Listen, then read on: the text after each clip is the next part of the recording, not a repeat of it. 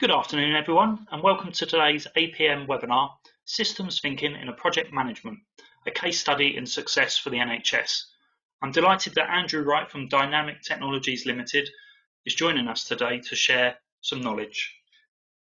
You will find today's session is being recorded and you're currently in listen-only mode. That's not to say we don't want your involvement.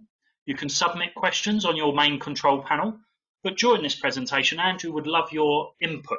And that will be done on Slido, slido.com, and the account code is 1207, so that's 1207.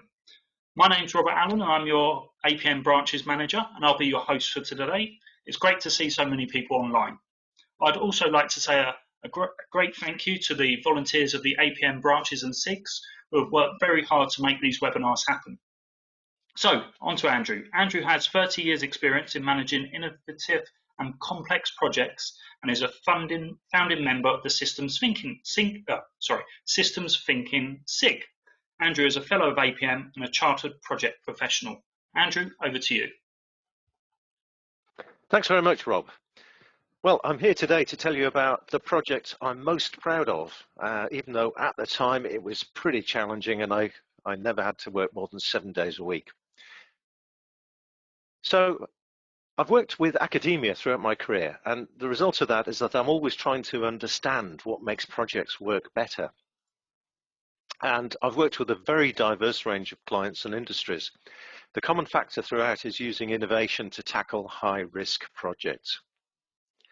So we're going to kick off with a survey. And the question there is, have you used online health websites? So please vote using Slido.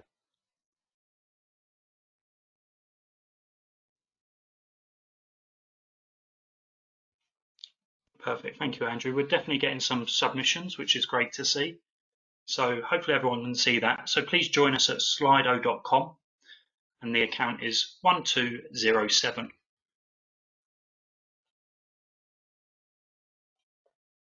So we'll just give it a few more seconds. I can see that over 30 people have joined, which is great. And we've got close to 150 people with us today, which is great as well.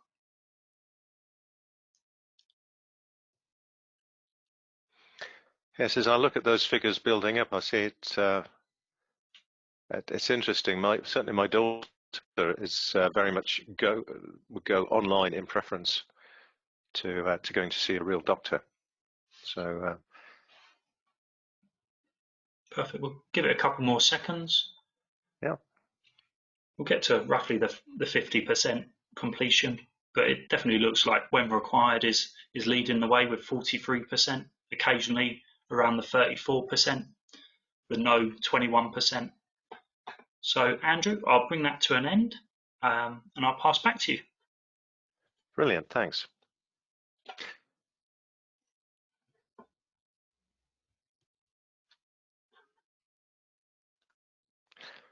So it looked to me like 4 out of 5 of you use online websites for healthcare. So vast majority of people.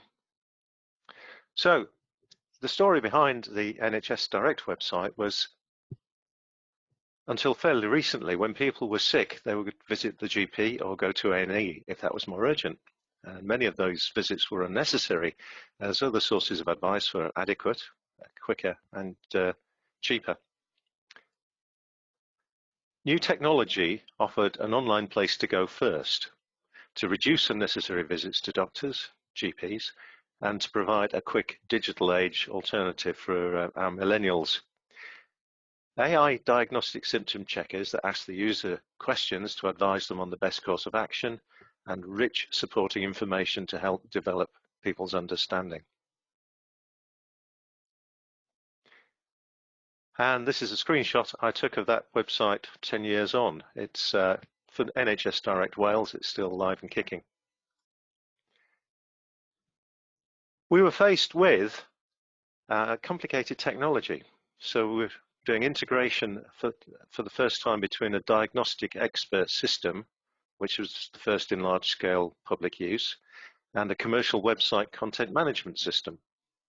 We had challenging requirements, a high performance, thousands of concurrent users to support, and it had to be pretty much disaster proof, hence multiple data centers and tipping over between them. And then, as in all fun projects, we had requirements that were emerging as the project went on. Also, we had many separate teams who would be involved in running the solution. So the project had to build the new working relationships needed for delivering that successful operation. It wasn't just about delivering technology. We had a bit of a complicated project organization as well, and the number of participating parties made it interesting. The consortium, all working under a single prime contract, first of all. So we had a prime contractor who was also responsible for developing the AI system and eventually for developing the symptom checkers, but we had two subcontractors who were much bigger than us. Very different corporate cultures, and the CMS developer was very methodical, not for profit, and the hosting was done by a giant US corporation with a very can-do attitude. The challenging target for delivery required everyone collaborating effectively without going contractual. And we just didn't have the time to bicker about things. Adding in the client organization, which was NHS Direct, we also had two of their suppliers critical to this project. The incumbent website provider was a particular concern as they had lost their contract, and so there was a risk they would be uncooperative. And the client's parent organisation was the NHS itself, with more critical third-party suppliers. Existing contracts forced us to use the standard network contractor to connect the data centres to the NHS's secure N3 network. And that was a requirement that we did confirm very early in the requirement was unavoidable. And we added some responsiveness and agility through direct collaboration. They're not very strong on here, but we added in these direct communications channels to allow things to happen quickly rather than having to go up the hierarchy and back down again. And we had a team spanning the globe. IT support was spread over 3 separate locations from Newcastle to Southampton. The clinical team were in Bolton, Bristol and London. Symptom checker development that employed follow the sun working. We had experts in New Zealand and Berkshire getting them ready to go live on time, and I'll come back to that later. So if we look at the summary of key challenges, we had firstly very short timescales. I haven't mentioned these before. They spent 11 of the original 12 months just placing the contract. They then gave us a 4 months stretch target for delivery and a 6 months hard deadline. The partners had never worked together before and had very different cultures. 2 key suppliers were contracted direct to NHS. And the clinician team was not technical, and they found that they were not comfortable adopting AI authoring. And as I said, the project team was dispersed widely. So how were all of these challenges tackled? Firstly, we employed systems thinking and making sure that we considered the whole problem and delivered a whole solution. We worked closely with individuals, building a team spirit across organizational boundaries and using the right people for the right job, irrespective of where they sat within the organization. We understood what could go wrong and prevented it and planned for it. And of course, all of that was integrated and run concurrently. So another survey. An exercise I carry out when teaching project management is that I ask them to think of the problems they experience with projects and stick them to the appropriate spot on the iron triangle using post-its. Have a quick think yourself And then on Slido, vote for which corner issues are most commonly associated with: time, cost, or quality. Rob, thank you.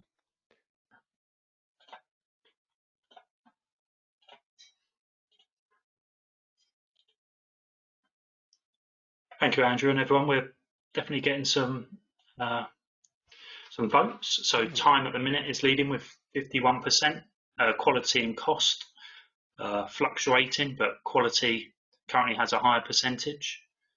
We're getting great engagement from everyone, so thank you. We're over close to 60 response now, which is awesome. Yeah. Thank you. Well, as I said, Rob, it was a gamble doing this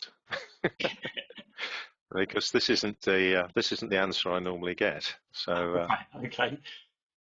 So we're about the 50% mark of attendees submissions. Andrew, would you like me to pass back to you? Yeah, please.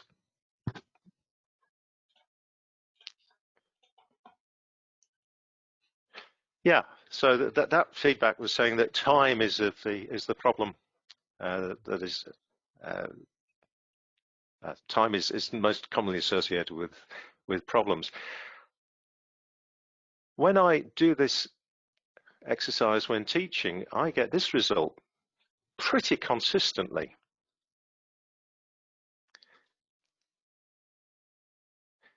And that is probably because I'm teaching a quality course, and I do seed this exercise with a video in which things are going wrong, and it's not about money or time, it's about doing the right thing. But have a think about that, take that away and think how many of those cost issues are actually about going over budget because quality is wrong, or because they've been or how many of the delays are due to poor quality. And you might find that it drops, you refocus on that. Anyway, another survey. What happens if you deliver to the documented requirements and they are incomplete, they don't solve the problem, and are not fit for purpose? So Rob, can we see what people respond to with that? Perfect, thank you, Andrew, and thank you everyone who's just contributing now. So rework is definitely a key word at the minute. I'll try not to say too many so I don't influence people.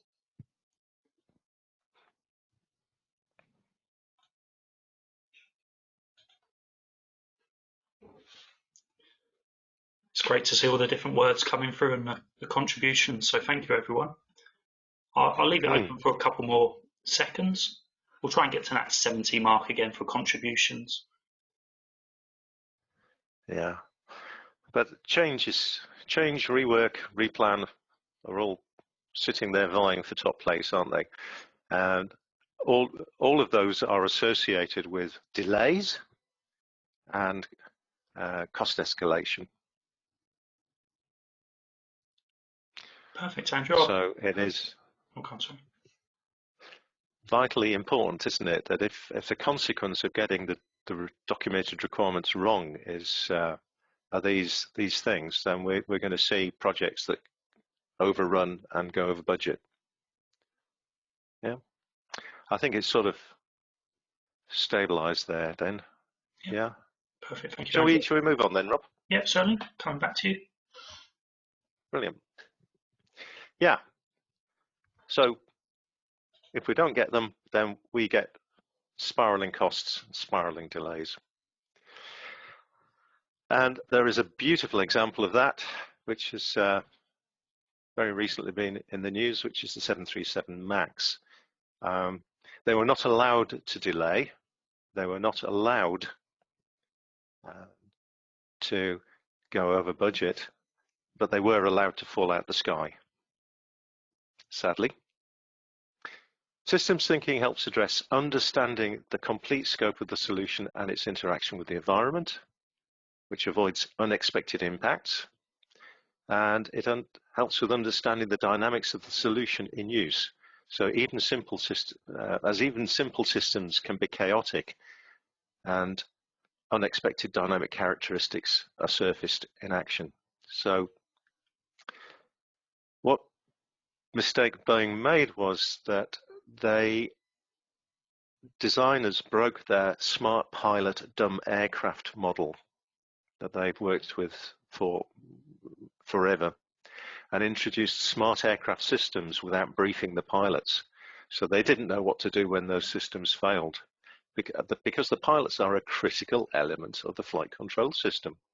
So they were excluded from the scope of the engineering for commercial reasons.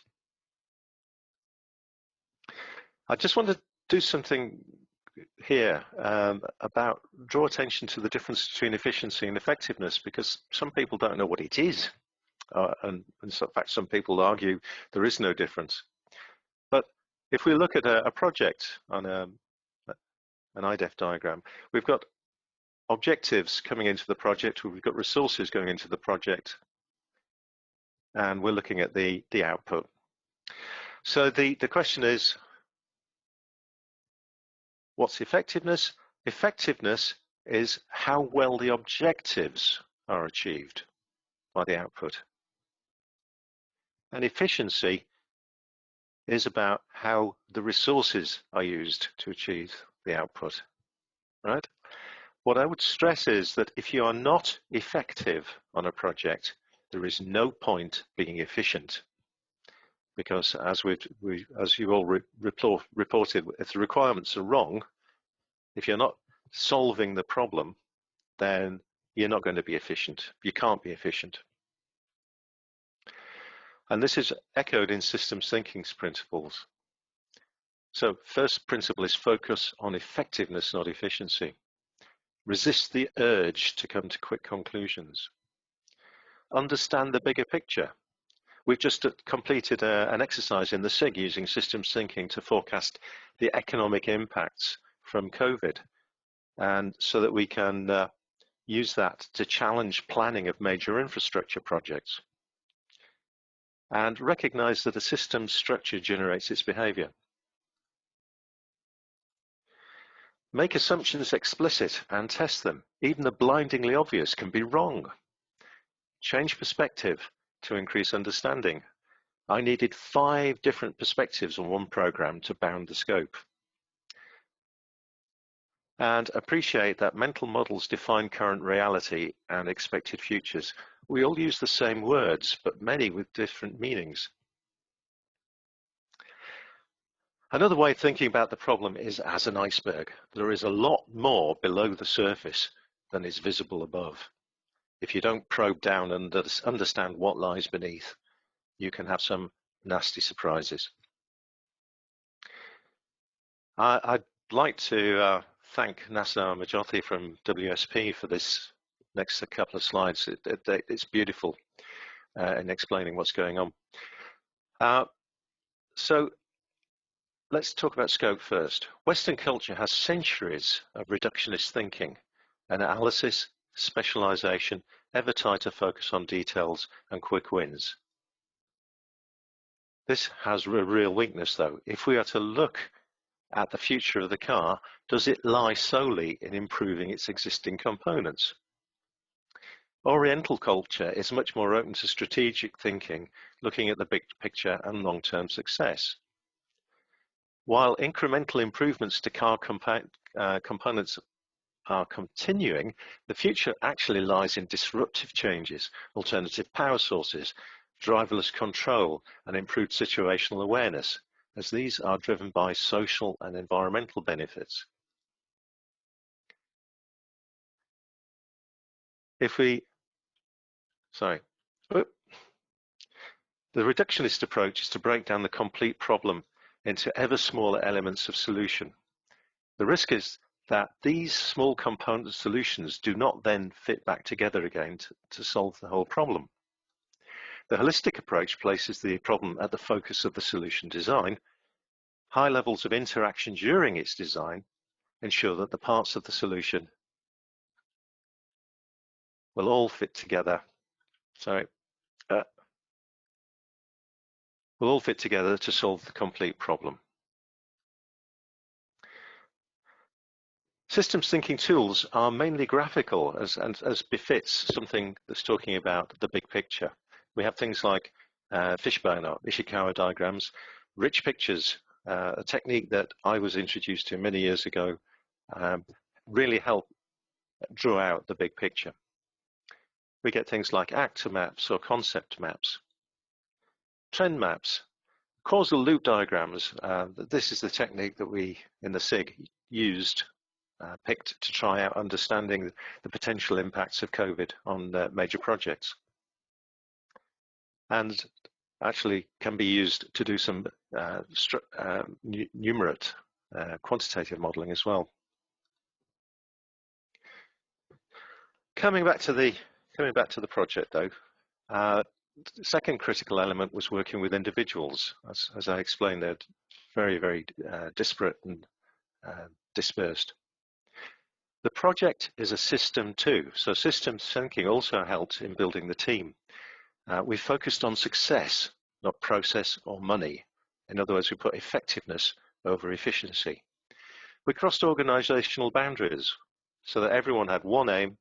We had one team aiming for one success, which reflected the big picture.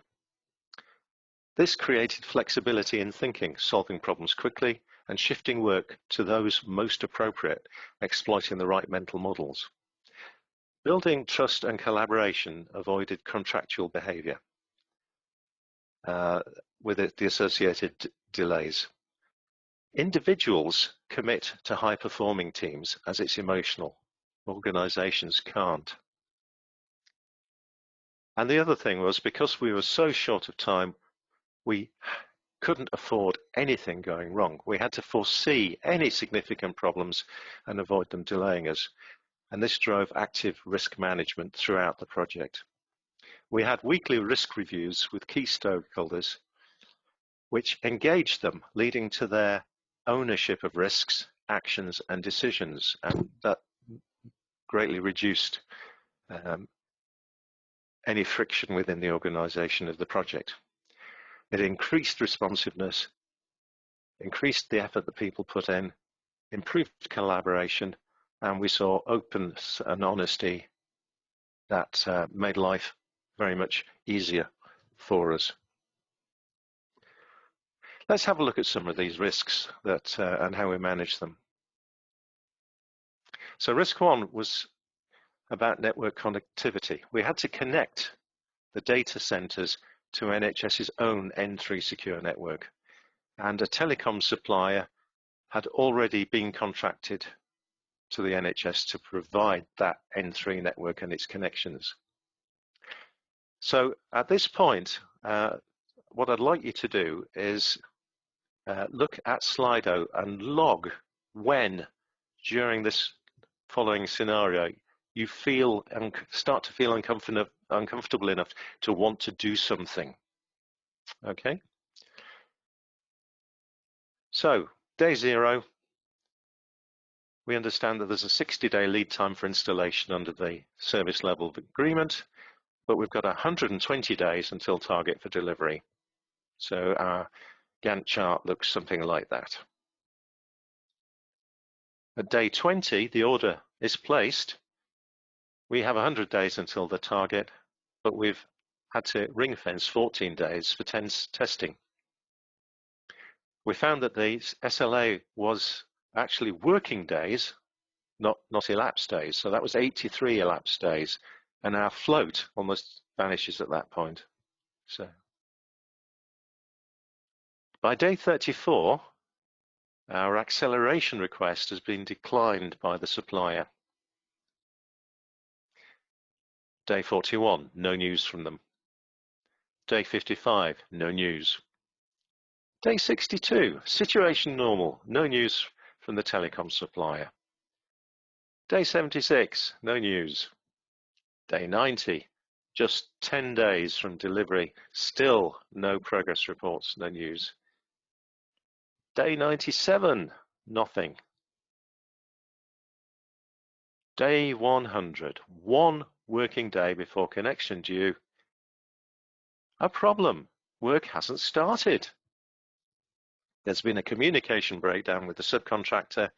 It's going to be another 60 working days for delivery, which is 43 days too late to go live on time.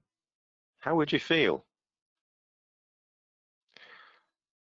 Okay, so let's have a look at the Slido results and see when you started to feel uncomfortable enough to do something.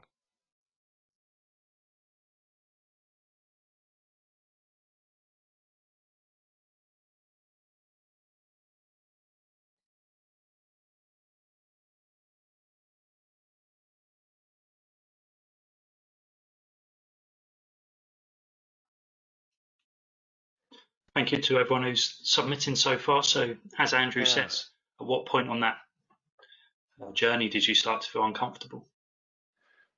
Looks like the 20 days, then the 34 days, 41. Yeah. At the moment, there's only 7% of you is as paranoid as me.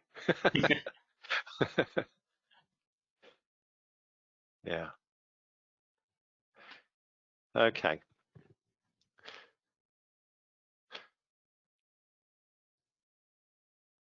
Perfect. Would you like me to pass back to you now, Andrew? Yes, if you could pass back, please. Yeah.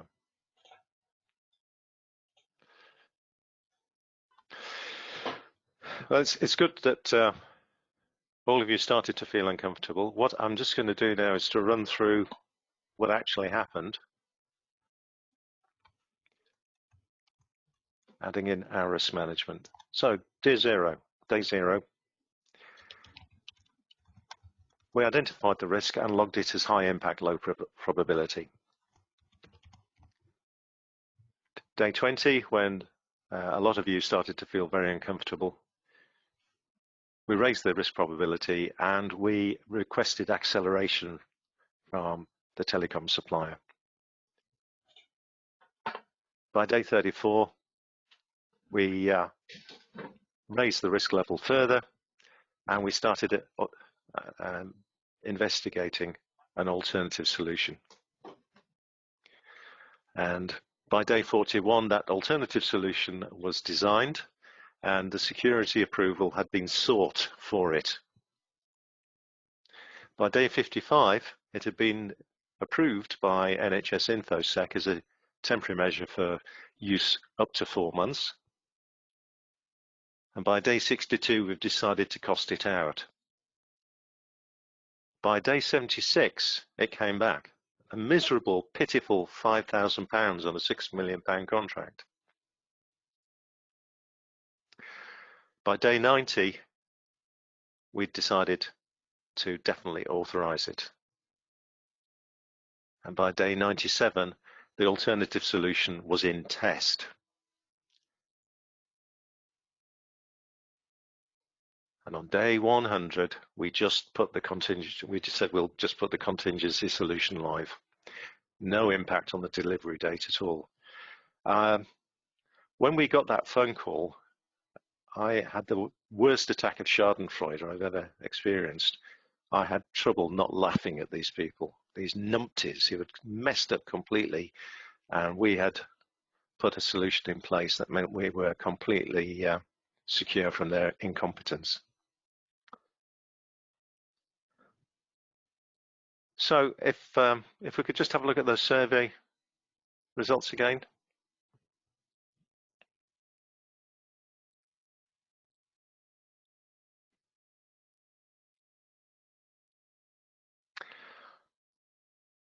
So I would say an outstanding well done to everyone who started to do something active at 20 days. And yeah. And it's good to see that the 55 days, 62 days, and 76 days were a vanishingly small number of people were hadn't reacted by then. Okay, thanks, Rob.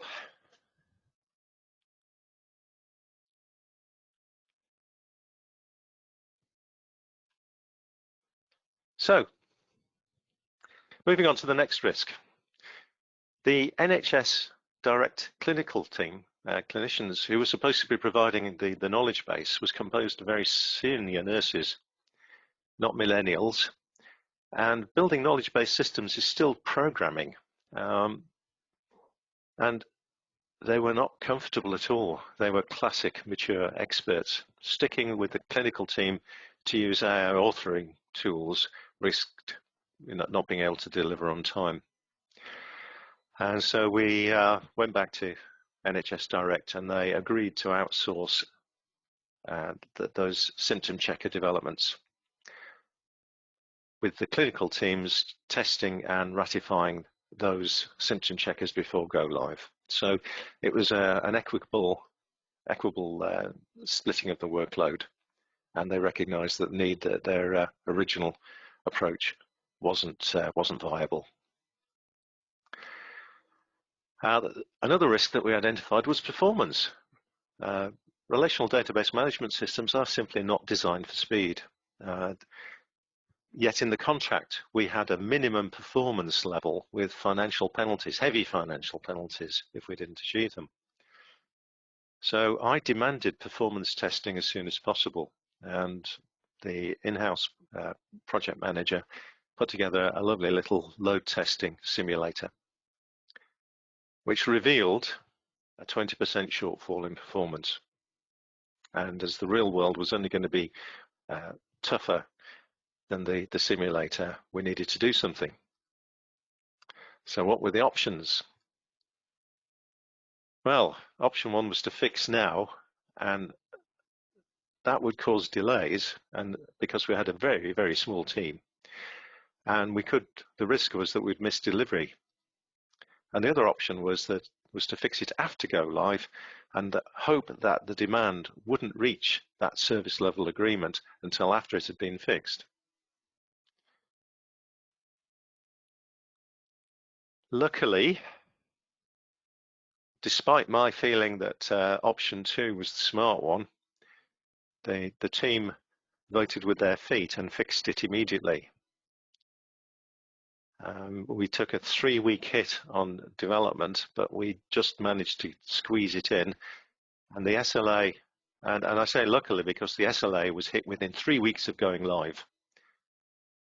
And the redesigned solution supported more than 200% overload against the SLA without batting an eyelid. So the client was very happy and we were very happy. And then the fourth risk was around the mannequin. This was an interactive user interface gimmick. The idea was to click where the problem is.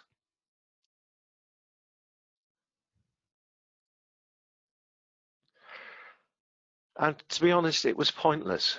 It looked nice, but added no value. Most problems were in those 3 regions I've just clicked. There was executive buy-in from the NHS to this as a user interface, but when it started off, the estimate was £35,000. By the time I managed to kill it, it had reached 145,000, was still climbing, offering a huge potential for delay to go live. So the customer agreed to ditch it as it was the right thing to do for success, even though it was in the contract. There was no sort of contractual bickering or toing and froing. So what was the project outcome? It was delivered in 6 months, not 12, and within budget. It met all the functional requirements, plus a few that had popped out during the project, and it massively exceeded performance requirements.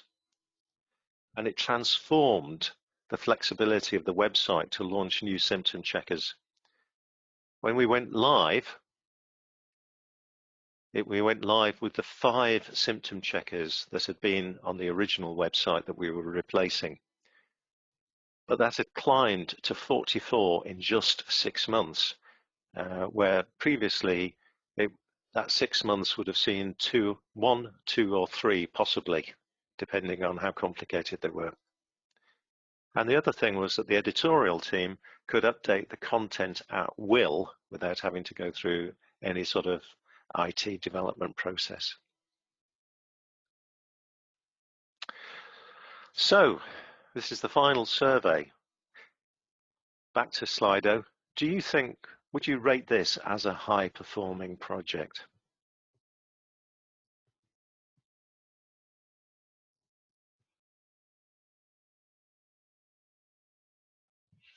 Thank you, Andrew, and we're definitely getting some contributions now. So some people have asked about the Slido account. This is the final poll for today, but the access code is 1207 as shown on the screen. I think there's a learning point. Next time we do this, Rob, I'll leave that code on every survey that we do, every slide. So we're definitely getting some good interest and some good contributions. So yeah, 5 being high, 1 being low. Looks like about 50% of those submitting has given it a 5, which is good. I'd be interested to talk to the 10% who think it's just ordinary. I think I mean, this is a smaller project than the National Programme for IT, but that was finally cancelled, having wasted £7.9 billion.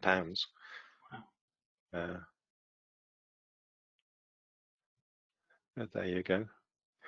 I think the consensus is heavily in favour of it being a success, isn't it? If we want to hand back. Yeah, certainly. And thank you everyone who's been involved in the polls throughout this presentation.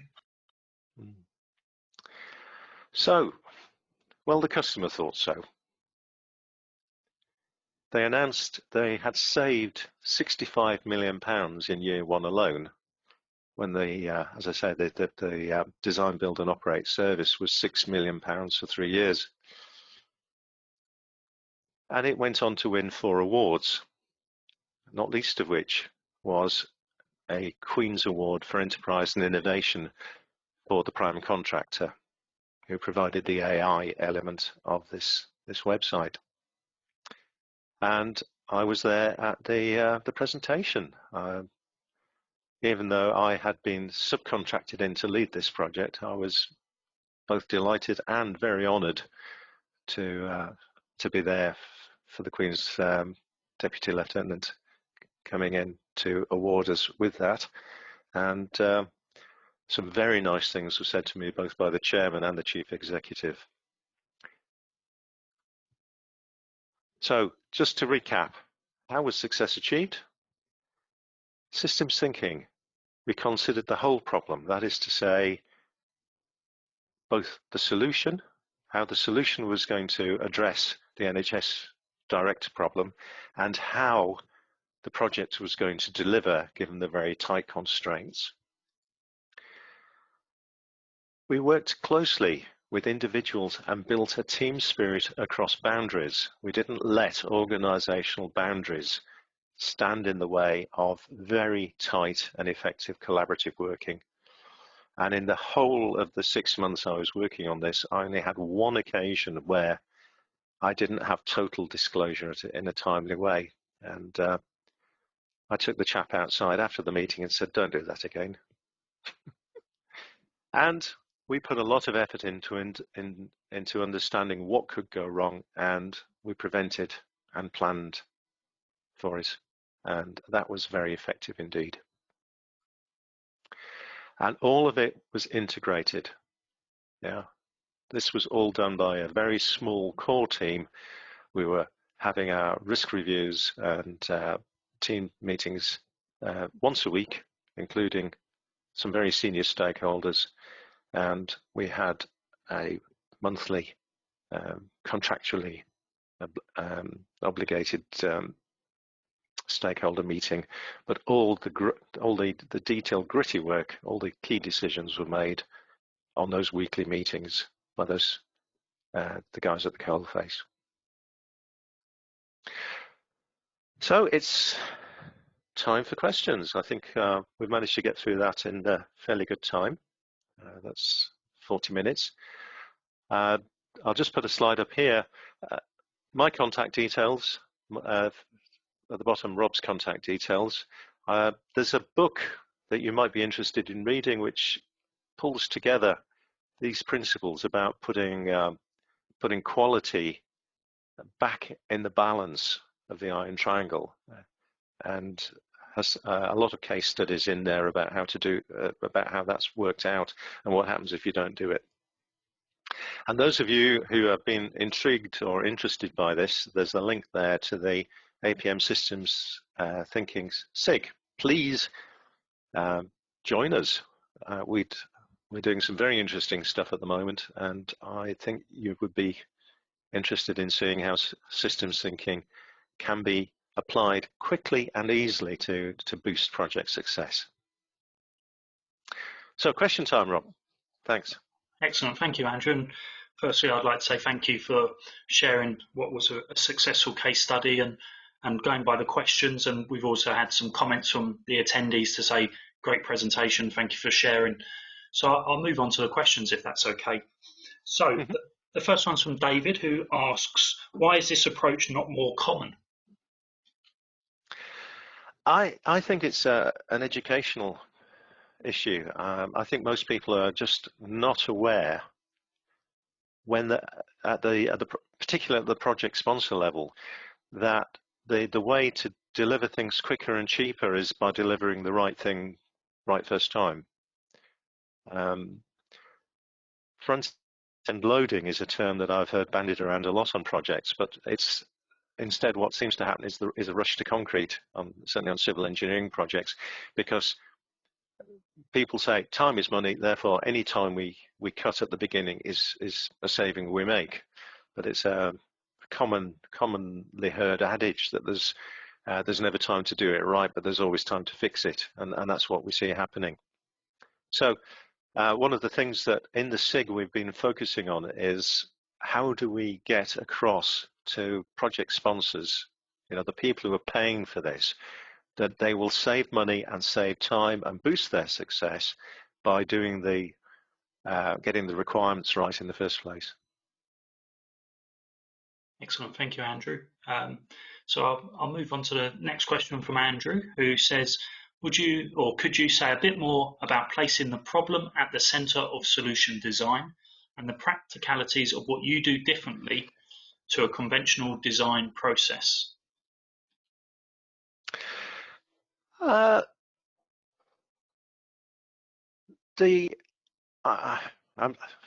I do is very common if you're working in the field of agile, and that is simply to communicate with the people who are going to use it, the beneficiaries. And what that means is that the requirements are sanity checked rather than taken as carved in tablets of stone. I'm personally a great believer in piloting and concept demonstrators just to validate requirements at the early stage. Now, when we went through the requirements in this particular project, they all made a lot of sense with a couple of exceptions. One of the things, for instance, that got changed was there was a set of requirements that we would provide something that would machine parse the contents of the current website and then reload it into the new website. And we said, well, that's not going to work very well. We talked to the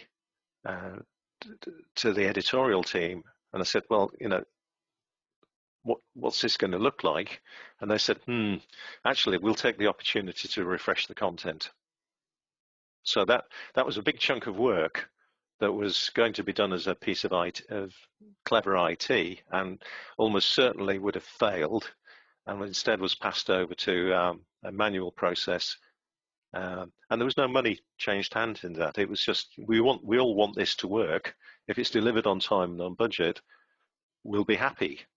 We're not going to bicker about who exactly was going to do that. So it's about making sure that those requirements are validated by talking to users. Excellent. Thank you, Andrew.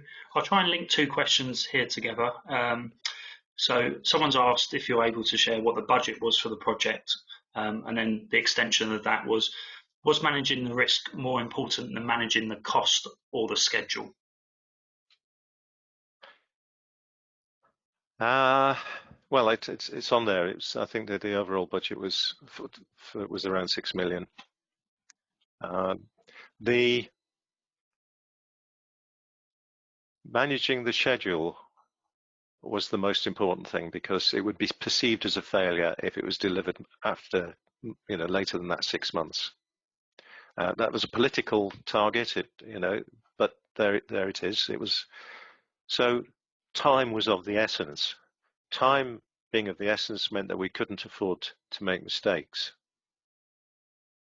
And we used risk management to make sure we didn't make mistakes. So, and because we delivered on time without making mistakes, then we were on budget. So of the three, there's a slide I sometimes present. I should have stuck it in here. I've recast the iron triangle as the iron pyramid. Sorry.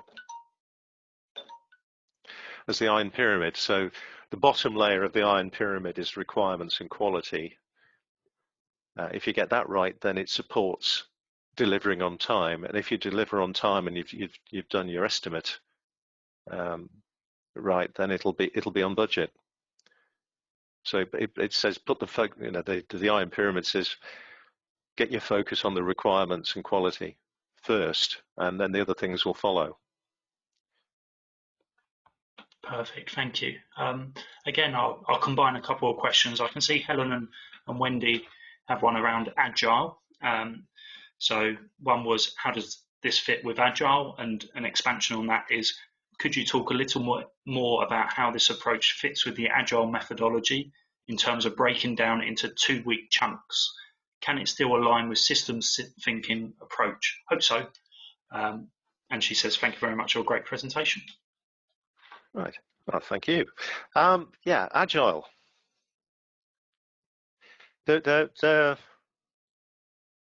We didn't use a sprint type approach for this. We were working. You could argue that because we were meeting every week and discussing risks, issues, and progress every week, that we were progressing in a weekly cycle. But what we were not doing was revising requirements and setting specific targets for that week. We had a plan. What is akin to agile, I've already mentioned, is that we were trying to validate at the earliest opportunity requirements, and so that we could prioritize them and we could assess what the risks were associated with them. And in some cases, as I say, we even managed to ditch them. So that there was that. Systems thinking, even on an agile project, is valid. And even in an agile project, it's worth putting in some thought and some systems thinking at the start of the project, even though agile is really there more to handle the uncertainty as to what exactly is needed. So I think systems thinking techniques can be applied and can be evolved throughout a project that's using agile. I think the challenge is that with an agile approach, the tendency is to start small and then add to it. And of course, systems thinking says go straight for the big picture. So if they come together by saying, well, let's look at the big picture and then we'll pick a small part of that to implement, and then we can ping pong backwards and forwards between the two, so that the systems thinking is setting the context right for the first sprint, and then the results of that sprint can be used to reevaluate the big picture using systems thinking. Thanks. Excellent, thank you, Andrew. Again, additional questions and positive comments coming through. People saying thank you for answering their questions as well. So Adrian's asked, how did you avoid commercial blockers when managing change? Yeah, that's a really good one. And this is about working with individuals. Relatively speaking, this was a cheap project. And also, as I say, the big pressure was time. And people weren't, commercial blockers. There was one point where someone said, hang on, look, we should be dealing with this commercially because, this is a change to the contract. But basically, because we had such a good working relationship with the senior decision makers, the senior stakeholders on the customer side, that they decided that the delay of bickering over a few £1,000s wasn't worth it. Now, it's a completely different situation if you're talking about a £2 billion civil engineering program, or as sadly happened with the NHS program for IT, which, as I say, was a £9 billion program. And the more money is involved, the less people are likely to be reasonable about these things. But it is about building these relationships of trust that actually, if we don't bicker about this, you'll be happy in the end.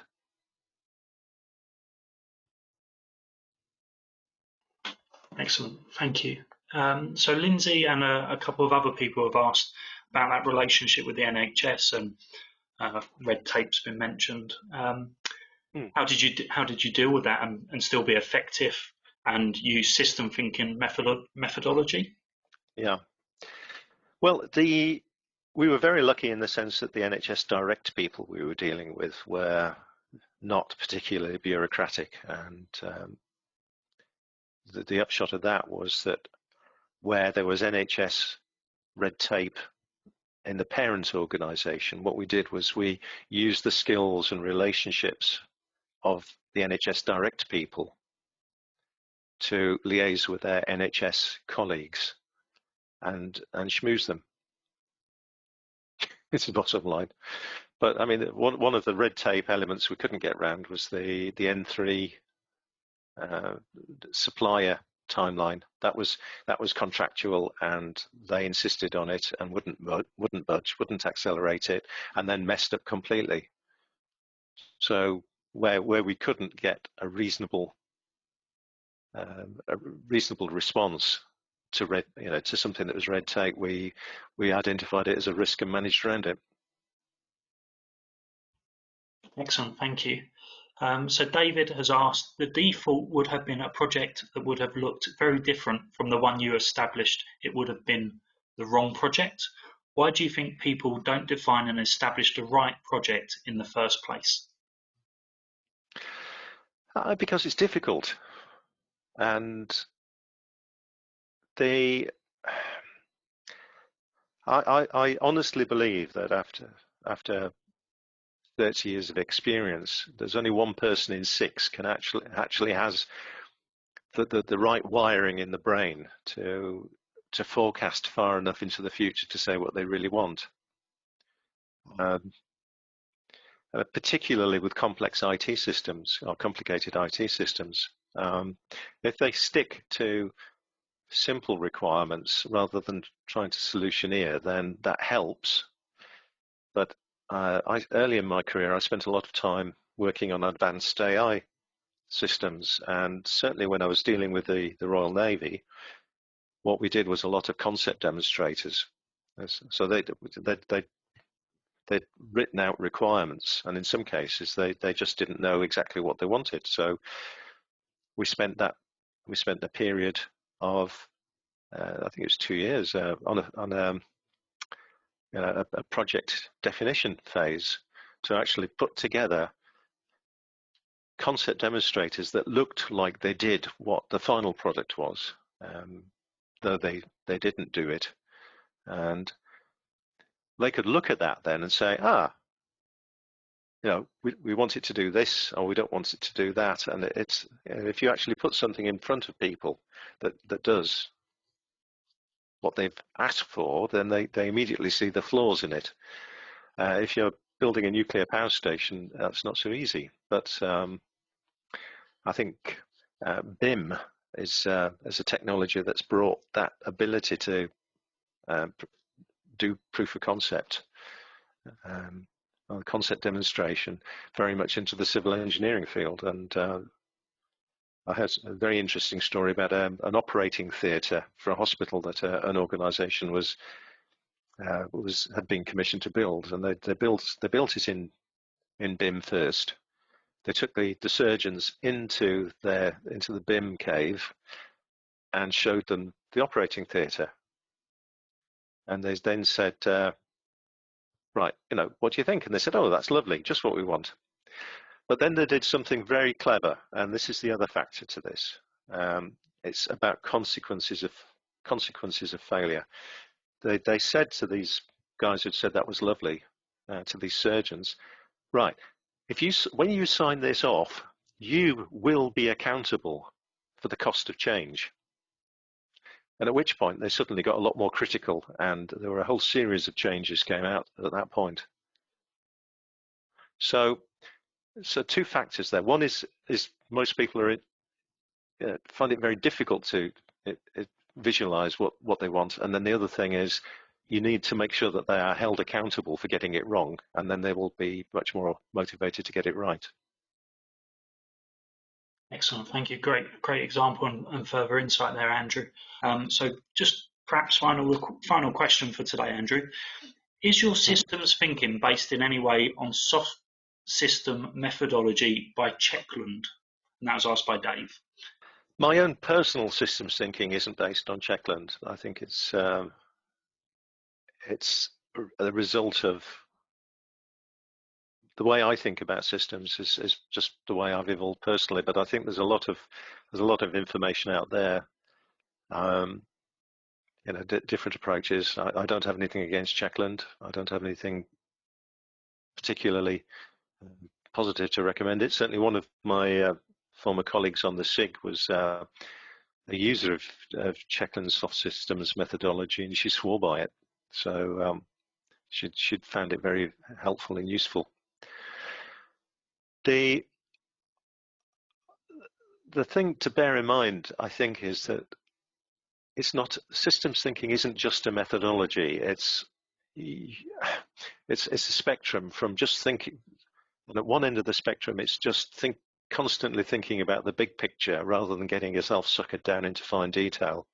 And then right at the other end, there are all sorts of methodologies and systems engineering techniques which help you understand both the big picture and some of the detailed interactions as well.